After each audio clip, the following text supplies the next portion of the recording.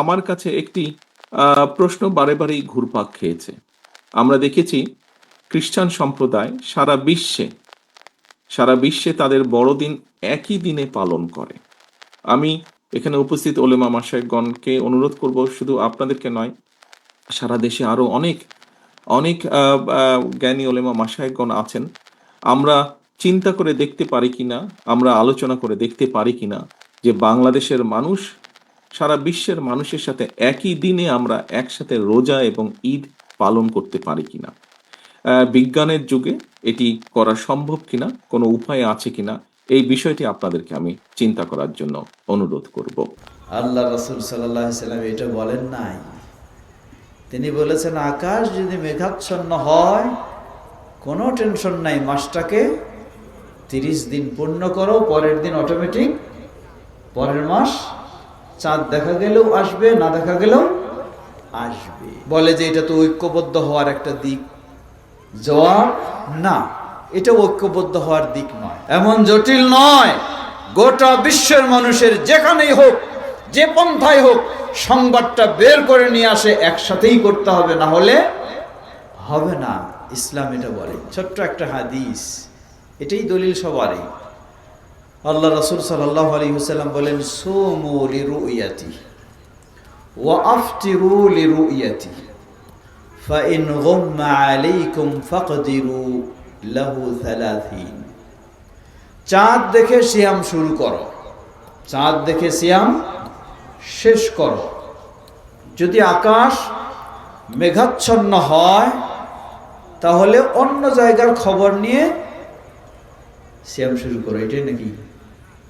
না, আল্লাহ রাসূল সাল্লাল্লাহু আলাইহি সাল্লাম এটা বলেন নাই। তিনি বলেছেন আকাশ যদি মেঘাচ্ছন্ন হয় কোনো টেনশন নাই, মাসটাকে 30 দিন পূর্ণ করো, পরের দিন অটোমেটিক পরের মাস চাঁদ দেখা গেলেও আসবে, না দেখা গেলেও আসবে। এটাই যদি রাসূল সাল্লাল্লাহু আলাইহি ওয়াসাল্লামের বিধান হয়, নির্দেশ হয়, তাহলে তিনি বললেন যে আকাশ যদি মেঘাচ্ছন্ন হয়, আচ্ছা বলেন তো, একসাথেই কি গোটা বিশ্বে আকাশ মেঘাচ্ছন্ন থাকবে? তা তো কোনোদিনই না। অবশ্যই একদিকে মেঘাচ্ছন্ন হলে কি আরেকদিকে পরিষ্কার থাকবে।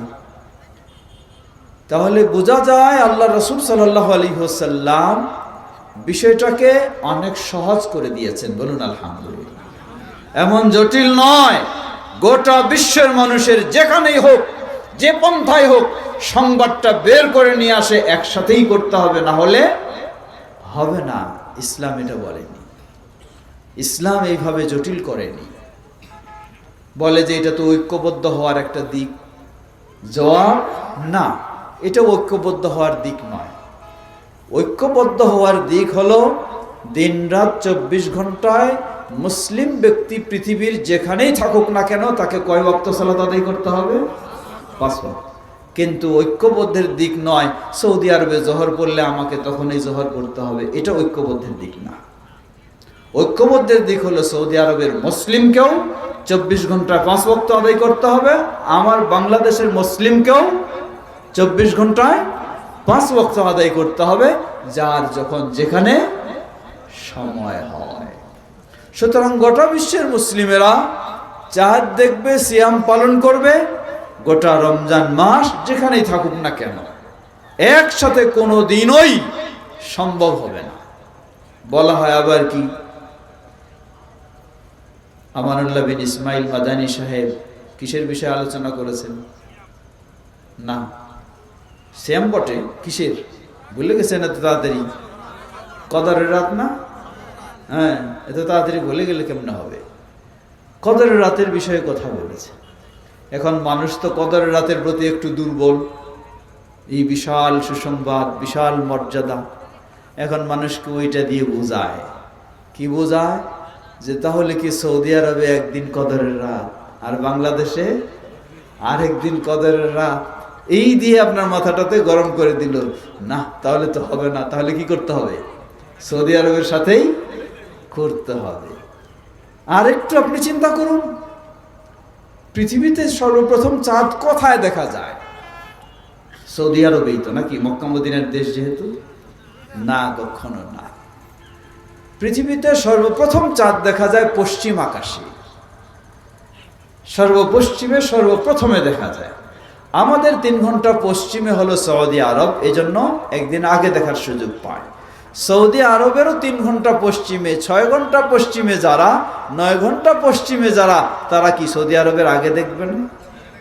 অবশ্যই সৌদি আরবের আগে দেখবে। এখন আপনি কদরের রাত পাওয়ার জন্য সৌদি আরবের সাথে শুরু করেছেন, যারা সৌদি আরবের আগেই কদরের রাত পেয়ে গেছে, তাইলে কি হইল? আপনিও তো ফাঁকা পড়লেন। হ্যাঁ, আপনিও তো ফাঁকা পড়লেন। আসলটা হইলে তো ওইটা দিয়ে হওয়া দরকার, হ্যাঁ, যেটা সর্বপ্রথম। সাধারণত সৌদি আরবের একদিন আগে প্রতি বছরই পশ্চিমাঞ্চলে চাঁদ দেখে, আমেরিকার দিকে বেশিরভাগ দেখে। তাহলে আমেরিকায় যদি সৌদি আরবের একদিন আগে হয়, তাহলে আমেরিকার 21শে রাত সৌদি আরবের কি 21শে রাত হবে? কখনো হবে না। তাহলে তো আপনিও ফাঁকা পড়লেন। ইসলাম সহজ, বলুন আলহামদুলিল্লাহ। কেমনে সহজ? ইসলাম বলেছে যেখানে আপনি থাকবেন সেখানে চাঁদ দেখে সিয়াম শুরু করবেন। যখন আপনার কাছে 21 আসবে, তখন কি আপনি কদরের জন্য ইবাদত করবেন। আল্লাহ সুবহানাহু ওয়া তাআলার জন্য অসম্ভব নয়। সর্বপ্রথম চাঁদ দেখেও যদি আপনি শুরু করেন, কিয়ামত পর্যন্ত একই সময়ে কদরের ইবাদত করতে পারবেন না। কেমনে? কদরের ইবাদতের সময় কতটুকু? 24 ঘন্টা না। মাগরিব থেকে শুরু করে, সূর্য অস্ত থেকে শুরু করে, হাত্তা মাতলাইল ফজর, কি ফজর পর্যন্ত, এই সময়টুকু হলো কদরের রাতের ইবাদতের সময়।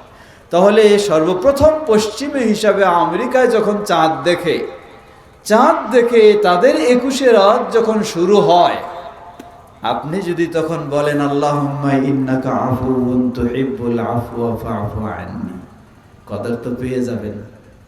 পাবেন? সম্ভব? কোনোদিনই সম্ভব নয়, কারণ আপনি দিনের বেলা আছেন। কারণটা কি? আপনি দিনের বেলা। তাহলে কি হলো? ওই দিনটা নিয়েও যদি আপনি সিয়াম শুরু করেন বাংলাদেশে, তবু আপনাকে ভিন্ন সময়ে কদরের ইবাদত করতে হবে। সুতরাং এই খোরা যুক্তিগুলি দিয়ে মানুষের মাথা গরম করে একখানে সালাত আদায় করতো ঈদে, একদিনেই সিয়াম শুরু করত। এখন বিশৃঙ্খলা, শুধু বলে বিশৃঙ্খলা আর বিশৃঙ্খলা। এজন্য বলবো, আপনি সৌদি আরবের চিন্তা করছেন, আপনি কি জানেন সৌদি আরবে কিভাবে সিয়াম শুরু হয়, ঈদ শুরু হয়? সৌদি আরবের পূর্বে একদিন আগে পৃথিবীতে চাঁদ দেখা যায়, কিন্তু সৌদি আরব কখনো অন্যের চাঁদ গ্রহণ করে না, কখনো করে না। নিজের দেশে আলেম ওলামা বা টিম চাঁদ দেখে, তারপর রাষ্ট্রীয়ভাবে ঘোষণা হয়, সিয়াম শুরু করে। এটা হলো সৌদি। যদি এটাই সৌদির হয়, তাহলে বাংলাদেশে চাঁদ দেখে ঘোষণা দেওয়া হয়, তারপর শুরু করা হয়। এটি কি সৌদির নিয়মে হচ্ছে না? কি একই নিয়মে হচ্ছে না? অবশ্যই একই নিয়মে। তাহলে আপনি আবার উল্টা দিকে কেমনে যাচ্ছেন? সুতরাং সকলকে অনুরোধ জানাবো, বিশৃঙ্খলা করাটাই হলো কিছু কিছু মানুষের স্বভাব, না বিশৃঙ্খলা নয়। অবশ্যই আপনাকে ঐক্যবদ্ধ থাকার সর্বাত্মক চেষ্টা করতে হবে। নিজের স্বার্থকে প্রাধান্য দিয়ে বা ছোট্ট একটি মাসআলা বের করে আপনি একটা সমাজকে নষ্ট করবেন, মসজিদকে 2টা করবেন, বিভক্ত হয়ে যাবেন, ঈদের মাঠকে 2টা করে ফেলবেন, এটি কখনো সহি আকীদার আমল হতে পারে না। আল্লাহ আমাদেরকে বুঝার তৌফিক দান করুন। আমরা যেন সকল ক্ষেত্রে কোরআন এবং সুন্নাহর আলোকে, সহিহ হাদিসের আলোকে, সালাফি মানহাজের আলোকে বাংলার বুকে আহলুল হাদিসেরা এক প্ল্যাটফর্মে ঐক্যবদ্ধ থাকতে পারি, সেভাবেই আমরা সামনে অগ্রসর হতে পারি। আল্লাহ আমাদের সকলকে সে তৌফিক দান করুন। দৃঢ় বিশ্বাস করি, বাংলাদেশে আহলুল হাদিসেরা এই অনলাইনের জগতে যদি পরস্পরে কাদা ছোড়াছুরি বন্ধ করে সবাই আন্তরিকতার সাথে ঐক্যবদ্ধ থাকতে পারি, তাহলে ইনশাআল্লাহ এ দেশের একদিন সকলেই আহলুল হাদিসের মানহাজে ফিরে আসবে ইনশাআল্লাহ। আল্লাহ আমাদেরকে সে পথে চলার তৌফিক দান করুন। বাংলাদেশ জমিয়ত আহলে হাদিস সেই আহ্বানে জানায়, আমরা আজকে এই সম্মেলন থেকে সেই শিক্ষা নিয়ে, এটাকে কেন্দ্র করে হোক অথবা গোটা বাংলাদেশে যেখানেই হোক, আমরা যেন আল্লাহর সন্তুষ্টি অর্জনের উদ্দেশ্যে তাওহীদ ও সুন্নাহকে আঁকড়ে ধরে ঐক্যবদ্ধ পথেই আমরা অগ্রসর হতে পারি। আল্লাহ আমাদের সকলকে সে তৌফিক দান করুন। কথা দীর্ঘ করতে চাই না, যেহেতু আপনারা বিরক্ত হয়ে গেছেন, তাই না? সময় অনেক হয়ে গেছে, হয়তো সেই সকাল থেকে শুনছেন, যেহেতু সকাল থেকে, বিকাল থেকে হলে হয়তো লম্বা সময় ছিল না, তাই কথা দীর্ঘ নয়, এখানেই শেষ করতে চাই। আল্লাহ আমাদেরকে তাওহীদ ও সুন্নাহর উপর ঐক্যবদ্ধ থাকার তৌফিক দান করুন। আমাদের মাঝে উপস্থিত অনুপস্থিত সকল অসুস্থদেরকে আল্লাহ পরিপূর্ণ সুস্থতা দান করুন। আল্লাহ আমাদের এই দেশকে তাওহীদ ও সুন্নাহর দেশ হিসাবে কবুল করে নিন।